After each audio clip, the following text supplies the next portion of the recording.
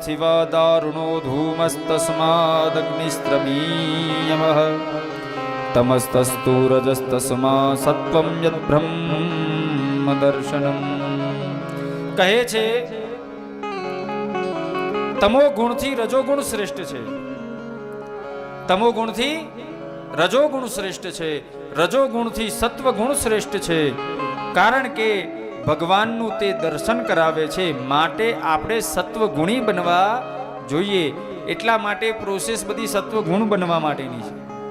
સાત્વિક વ્યક્તિ બનીએ, સાત્વિક જીવન જીવીએ એના માટે.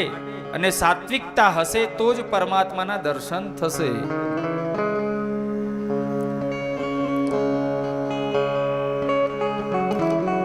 કહે છે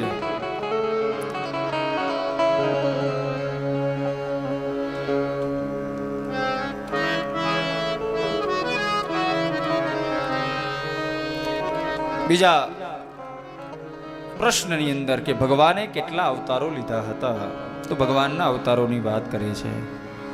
કહે છે ભગવાને પ્રથમ અવતાર લીધો સનત કુમારોનો.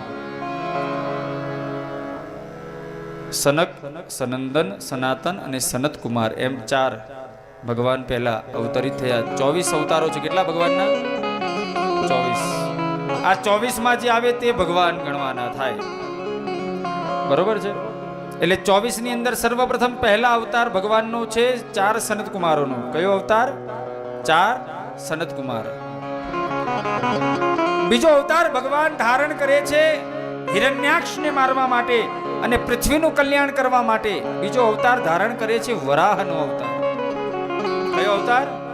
વરાહ. ગણજો હો, 1 2 હું નહીં બોલું, એ બધું તમારે ગણવાનું.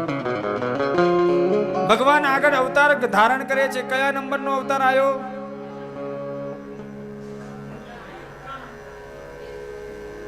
કયો આયા?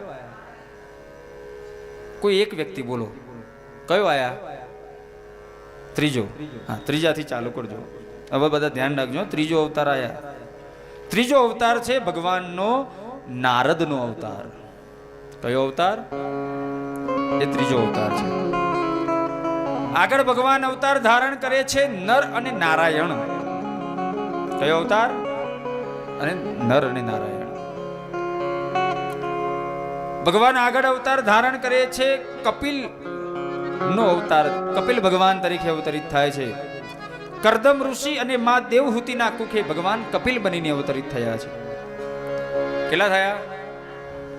આગળ ભગવાન અત્રિ અને અનુસૂયાના ત્યાં ભગવાન દત્ત બની અને અવતરિત ધારણ કરે છે. એટલે ભગવાન દત્તાત્રેયનો અવતાર થયા છે.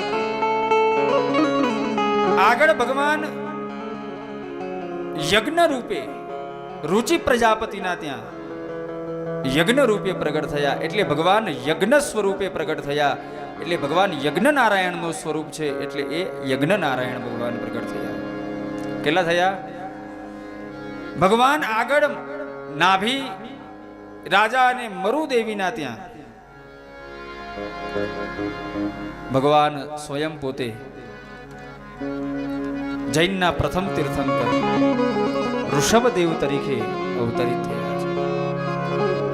આપણામથી છૂટા પડ્યા છો, એમનું કશું અલગ છે જ નહીં. આગળ સ્વયં ભગવાન પૃથુ રાજા બની અને અવતરિત થયા છે.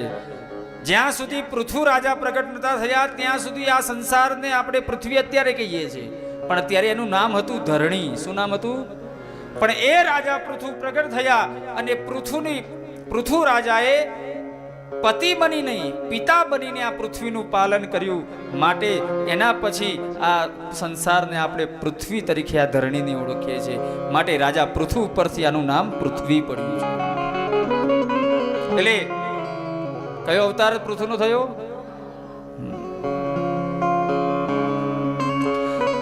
જ્યારે પ્રલયકાળ આવ્યો ને પ્રલયકાળની અંદર પુનઃ સર્જન કરવા માટે ભગવાને મત્સ્યનો અવતાર ધારણ કર્યો.